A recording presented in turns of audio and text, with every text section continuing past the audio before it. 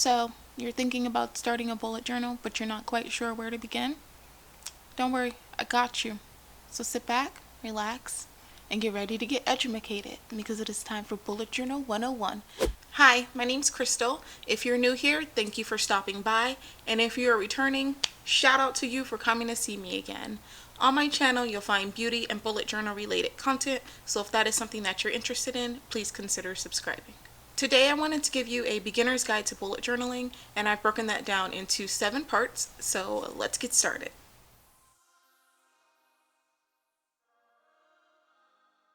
A bullet journal is basically a customized planner. It's a way to keep yourself organized. So all of those to-dos, appointment reminders, tasks that you have lying around on random pieces of paper, bam, organized in one convenient location. So writer Carol, who is the creator of the bullet journal system, describes it as a way to track the past, organize the present, and plan for the future. So with a bullet journal, you're able to customize more than you can with a planner from the store, and that's really the beauty of it. It's something that caters to you and your specific needs.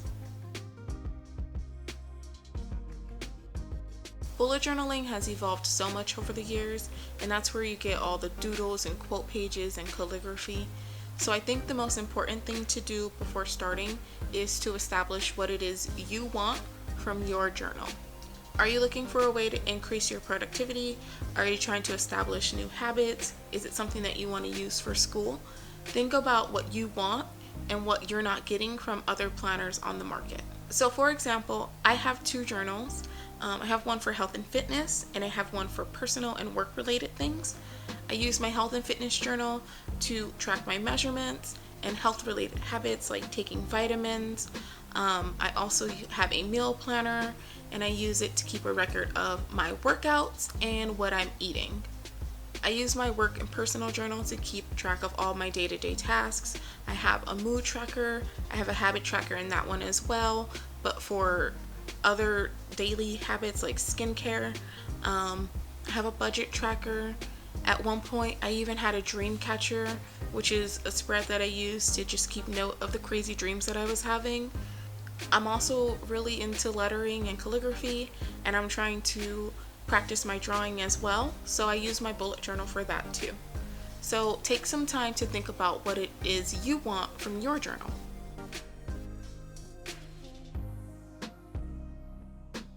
I cannot emphasize this enough. It does not have to be pretty, it just has to work. So don't get caught up in all the glitz and glam that you see online. If you're not into lettering, don't letter, just use your normal handwriting. If you're not a doodler, then don't add doodles. Your bullet journal is all about you, so do you, boo.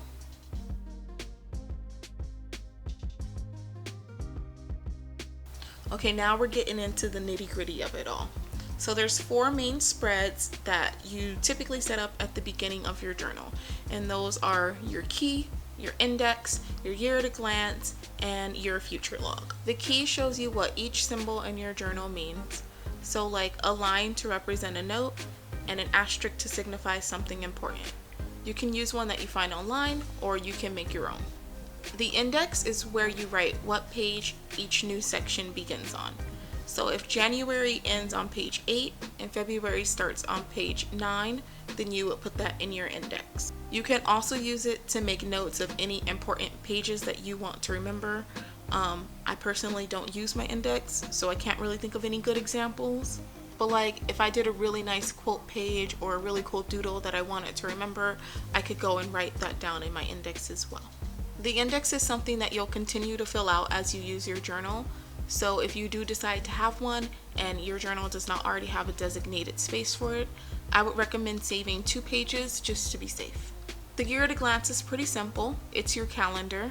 So if you're planning an event or for whatever reason you need to see what specific day a specific date lies on, it's right there for you.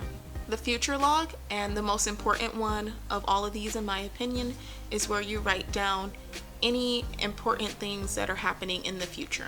So this can include birthdays, holidays, events, trips, etc.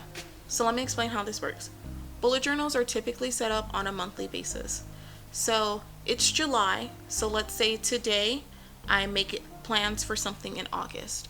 I don't have my August spreads done yet, so I'll go to my future log and I'll make a note of that there. So then when August comes around and I'm doing my calendar for August and the rest of my spreads, I will go back to my future log, see if I have any important dates, and go ahead and put those in there for August so that I'm not forgetting and not double booking myself for an important day.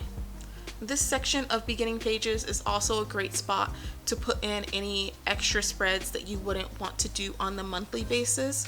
So some examples of that would be like your yearly goals, books I've read this year, places I've visited, a year in pictures. I've seen people do a year in pixels.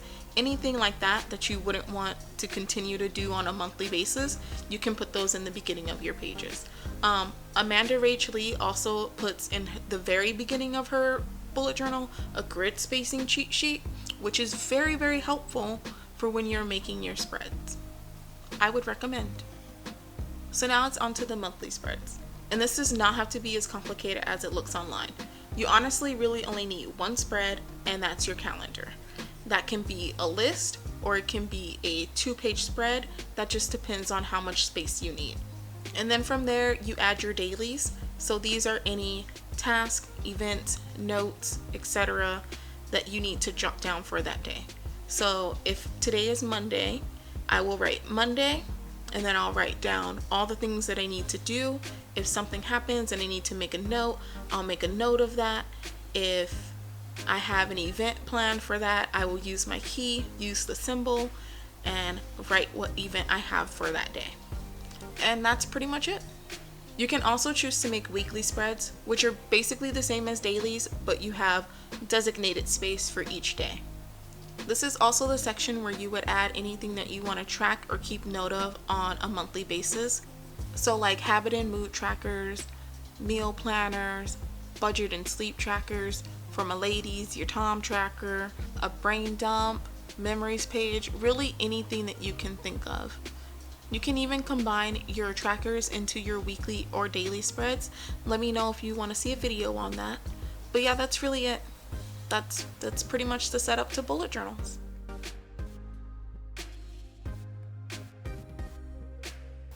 All you need to start a bullet journal is a journal and a pencil, or a pen if you're a pen type of person.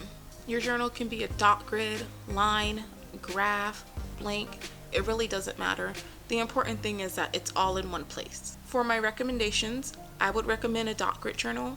I think it's easy. If you need lines, you can create your own lines. If you want to draw, it's helpful for drawing. It's just the most versatile, so I would recommend that one. Journals also come in different sizes. I would recommend an A5 size. I'm not exactly sure what that means, but I feel like that's the perfect size. There's enough space in there if you want to spice up your journal a little bit, and it looks really nice and clean if you want to keep it minimal. In terms of paper thickness, it depends on what you're going to be doing. So if you're going to be using markers, watercolors, or anything that could potentially bleed through paper, I would recommend the 160 GSM. I don't know what GSM means, but those are the thickest ones that I found. If you are just going to be using like colored pencils, crayons, or just regular pens, then you could use one that's like 120 GSM. For pens, I really like the Micron brand, but this one is my all-time favorite pen. I love pens with super fine tips, and this one is a 0.35. It writes so nicely. I have put a few of my coworkers onto this pen. And for markers, I just use my Crayola Super Tips and the Zebra Mildliners.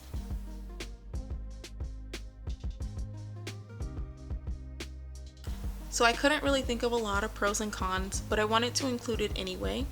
On the pros, you get a planner that's customized specifically to you and your needs, and you get that sense of accomplishment knowing that you created something. On the cons, it can be time consuming depending on how much you choose to include, and hand cramps. The hand cramps. Just remember, your bullet journal is all about you. So don't feel pressured to create spreads like the ones that you see online. Do what works for you and have fun experimenting. So that is it for today. I hope this was helpful, and if you like this video, don't forget to give it a thumbs up and subscribe and hit that bell notification so you don't miss my future uploads. Thank you all for watching, and I'll see you in my next one. Bye!